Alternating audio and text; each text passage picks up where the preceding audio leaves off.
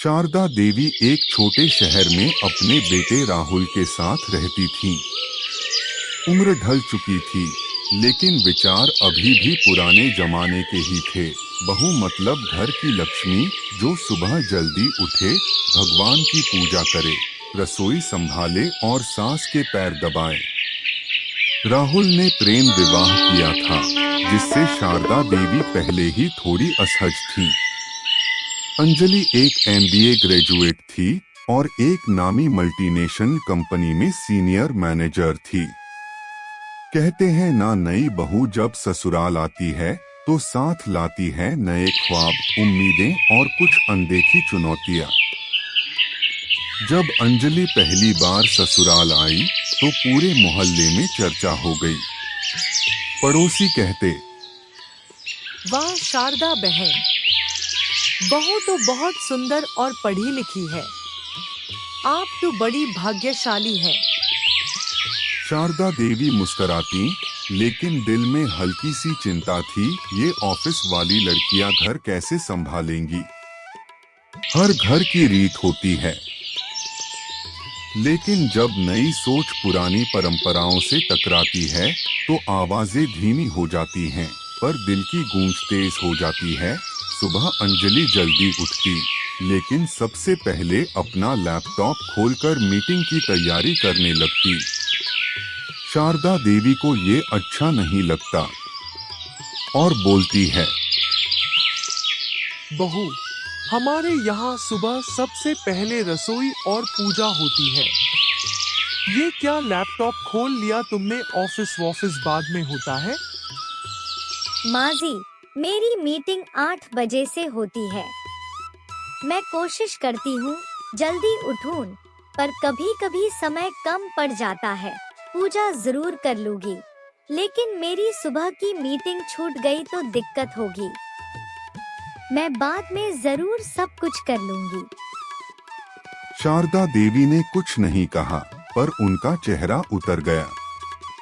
बस यही फर्क था सोच का, जो धीरे धीरे रिश्तों में दूरी बनाता गया। शादी के शुरुआती दिन शांति से बीते, लेकिन कुछ हफ्तों में हल्की खटपट शुरू हो गई। पड़ोसन नंदिनी हर दूसरे दिन आती। आज फिर आई और शारदा देवी से बोली, क्या बात है शारदा बहन, आपकी बहू तो बड़ी झकास है। अब तो आपको भी काम से छुट्टी मिल ही गई होगी। शारदा देवी बोली, काम से छुट्टी तो नहीं मिली, बल्कि बहू ने घर को ऑफिस बना दिया है। अब तो जमाना ही बदल गया है। बहू को ही आराम दे दो अब तो। नंदिनी मुस्कराई। ये तो तुम बिल्कुल सही कह रही हो बहन। अब तो बहुएं सासों से पूछती नहीं, बस अपनी मर्जी चलाती हैं। शारदा देवी का मन और खिन्न हो गया।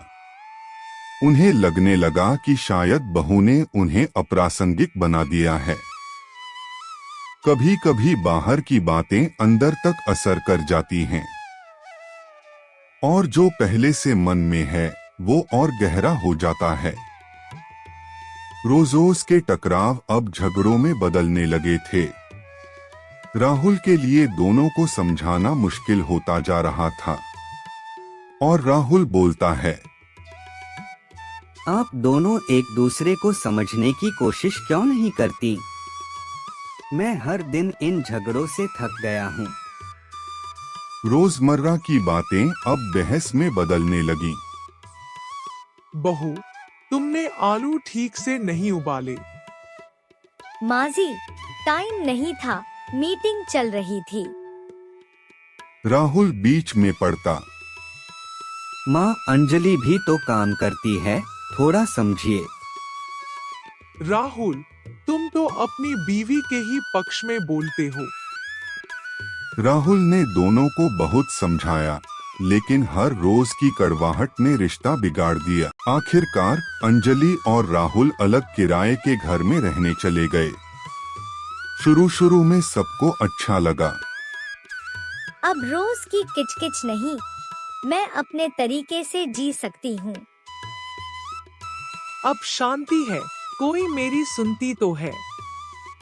लेकिन कुछ ही महीनों में हकीकत सामने आने लगी और धीरे धीरे अकेलापन हावी होने लगा। अंजलि ऑफिस और घर दोनों का काम अकेले करने लगी।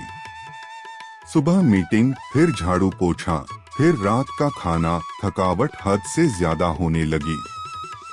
घर का काम, ऑफिस का प्रेशर, सब अकेले कैसे संभले।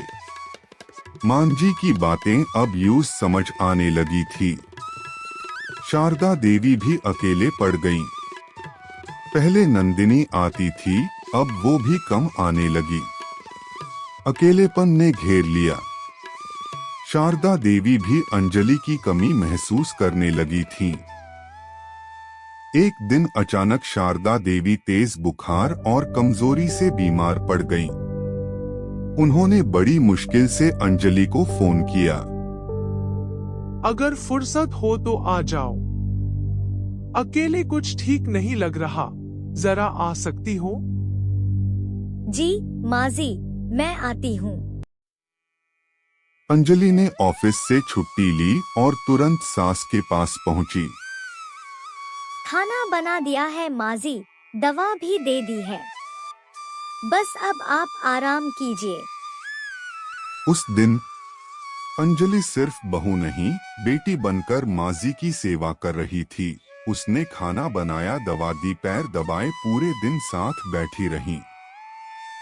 बहू, मुझे माफ करना, मैंने तुम्हें कभी समझा ही नहीं। तुम तो हमारे घर की शान हो। माजी, मैंने आपसे ही तो सीखा है कि परिवार क्या होता है। शाम को राहुल आया तो देखकर चौंक गया। वाह, क्या बात है, ये क्या देख रहा हूँ मैं। राहुल, आज मुझे समझ आया माँ का अकेलापन कितना भारी होता है। मैं माँ से बहुत कुछ सीख सकती थी अगर मैंने पहले समझा होता। और वहीं से शुरू हुआ एक नया रिश्ता, सम्मान का, समझ का और अपनेपन का। अगले कुछ दिनों में अंजलि वहीं रही। शारदा देवी को एहसास हुआ कि बहू में समझ है, संवेदना है। उन्होंने कहा, बहू, मुझे माफ करना, मैंने तुम्हारे प्रोफेशन को तुम्हारे संस्कारों से जोड़ दिया। तुम तो दोनों निभा रही हो, घर और बाहर। माजी, आपके आशीर्वाद के बिना मेरा कोई काम पूरा नहीं होता। आप भी तो मेरी असली माँ जैसी हैं। नंदिनी एक दिन फिर आई और बोली, शारदा बहन, बहू फिर से आ गई, सब ठीक हो गया क्या? अब तो बहू वापस आ गई, फिर से रसोई आपकी नहीं रही होगी। हाँ हाँ, मेरी बहू ऑफिस भी संभालती है और रसोई भी। हम दोनों अब एक टीम है। अब रसोई हम दोनों साथ संभालते हैं। बहू से जलन मत करो, सीखो उससे।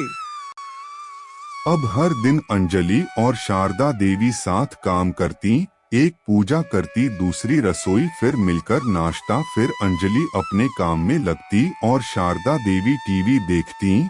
अब कोई बाहरी बात रिश्ते को नहीं हिला सकती थी, क्योंकि अब दोनों का रिश्ता बन चुका था प्रेम और सम्मान से।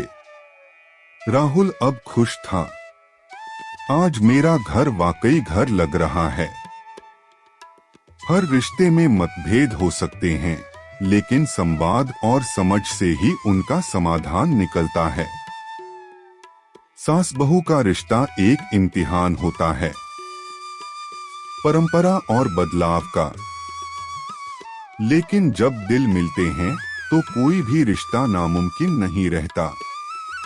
सास बहू का रिश्ता अगर सम्मान और संवेदना से भरा हो तो वह सिर्फ घर नहीं, एक मंदिर बन जाता है।